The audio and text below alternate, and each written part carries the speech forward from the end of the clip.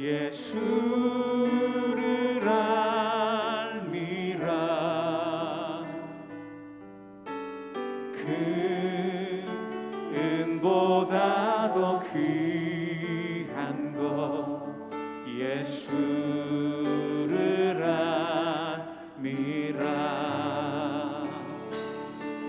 세상 지식보다 귀한 것 예수를 알미라. 내 안에 가장 귀한 것 예수를 알미라. 예수의 이름 존귀한 그 이름 예수의 이름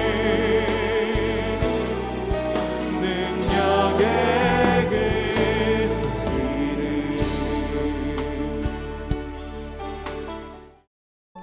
세상이 너희를 미워하면 너희보다 먼저 나를 미워한 줄을 알라.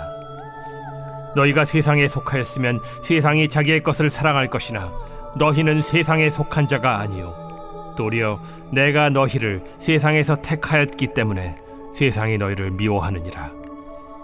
내가 너희에게 종이 주인보다 더 크지 못하다 한 말을 기억하라. 사람들이 나를 박해하였은즉 너희도 박해할 것이요 내 말을 지켰은즉 너희 말도 지킬 것이라.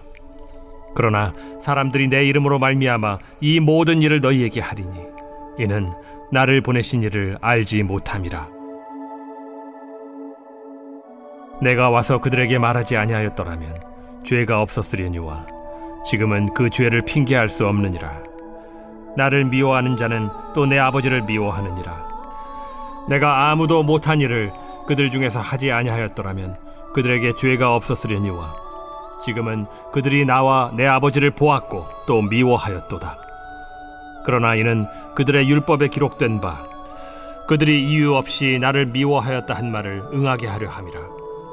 내가 아버지께로부터 너희에게 보낼 보혜사 곧 아버지께로부터 나오시는 진리의 성령이 오실 때 그가 나를 증언하실 것이요 너희도 처음부터 나와 함께 있었으므로 증언하느니라. 주님을 예배하고자 이 새벽 이 아침에 이 예배 자리에 오신 모든 성도님들을 주님의 이름으로 축복합니다. 우리는 어제 말씀을 통해 예수님과 함께 거함이 진정한 구원임을 보았습니다. 예수님과 제자들은 포도나무와 가지와 같이 연결되어 있습니다. 그래서 예수님으로부터 오는 참 지식과 참 생명을 공급받아 살아가게 됩니다. 그리고 이렇게 예수님으로부터 참 지식과 참 생명을 전달받아 살아가는 제자들은 성령의 인재하심으로 말미암아 서로를 사랑하고 섬김으로 연합하게 됩니다. 그리고 이러한 연합이 바로 우리의 교회입니다. 결국 교회는 예수님 안에 거하는 공동체입니다. 이러한 교회는 기도와 말씀을 통해 예수님을 배우며 그분 안에 들어갑니다. 그리고 이러한 연합 가운데 성도들은 예수님의 사랑의 섬김을 실천함으로 서로가 서로를 사랑하고 섬김을 실천하게 되는 것이죠. 결론적으로 교회 안에서는 예수님을 닮아가는 사람들이 늘어가게 되며 교회는 그 자체로 예수 닮은 사람들의 모임이라고도 말할 수 있습니다. 그런데 이렇게 예수님을 닮은 사람들이 많아질수록 교회 안에서는 외부의 공격이 심해지는 것을 경험하게 됩니다. 왜냐하면 세상은 이미 예수님을 핍박했으며 결국 예수님을 십자가에 못 박아 죽이기까지 했기 때문입니다. 예수님을 닮아가는 우리는 이 세상에 살아갈 때 이러한 예수님께서 가신 길도 함께 따라갈 수밖에 없게 되는 것입니다. 그래서 예수님께서는 제자들에게 오늘 말씀을 통해 자신이 떠난 후 세상에서 오는 핍박과 박해로 인해 혼란이 생기지 않도록 오늘 말씀은 자세하게 권면해 주고 계십니다. 그리고 우리는 초대교회 상황을 알고 있습니다. 그리고 현재에도 복음과 십자가에 대한 악플과 조롱이 이어지는 것을 보고 있으며 이를 통해 예수님께서 제자들에게 예언한 오늘의 말씀이 결코 막연한 예측이 아닌 엄연한 현실로서 존재한다라는 것을 우리는 경험하며 알고 있다라는 것입니다. 그렇다면 예수님께서 말씀하시는 세상이 교회를 미워하는 이유는 무엇일까요? 예수님께서는 오늘 말씀을 통해 그 이유로 세 가지를 말씀하십니다. 첫째는 우리가 예수님께 속해 있기 때문이다 라고 말씀하십니다. 오늘 19절에서 예수님께서는 이렇게 말씀하십니다. 너희가 세상에 속하였으면 세상이 자기의 것을 사랑할 것이나 너희는 세상에 속한 자가 아니요 도리어 내가 너희를 세상에 택하였기 때문에 세상이 너희를 미워하느니라. 나 자신을 사랑하는 죄인된 우리 인간은 나의 편인지 아닌지를 계속해서 구분합니다. 나에게 받아들여지는가가 그 무엇보다 중요한 것이죠. 그래서 받아들여지지 않으면 용납하지 못하고 그것들을 미워하는 것입니다. 이것은 종교에서뿐만 아니라 우리의 사상과 생각, 인종과 문화와 성별에 이르기까지 우리는 그 모든 것들을 나누고 그 편이 누구 편인지를 명확하게 하려고 하는 것입니다. 우리 안에서의 죄성이 우리로 하여금 바로 이 길을 따르게 만드는 것입니다. 특별히 요한복음의 독자들이었던 1세기의 초대교회는 유대인들에게 이러한 박해를 받고 있었습니다. 사도 바울의 처음을 우리가 잘 아는 것처럼 유대인들은 예수를 믿는 자를 미워하고 잡아서 죽이기까지 했습니다. 그 이유는 그들이 예수를 그렇게 죽였기 때문입니다. 자신들과 생각과 자신들의 기득권을 지키기 위해 예수님을 판단하고 그를 죽임으로 말미암아 그를 믿고 따르는 모든 자를 가만히 둘 수 없었던 것입니다. 현재 이 죄악된 세상도 예수님을 받아들이지 못합니다. 그렇기에 예수님을 따르는 우리 교회는 예수님과 같은 취급을 받을 수밖에 없는 것이죠.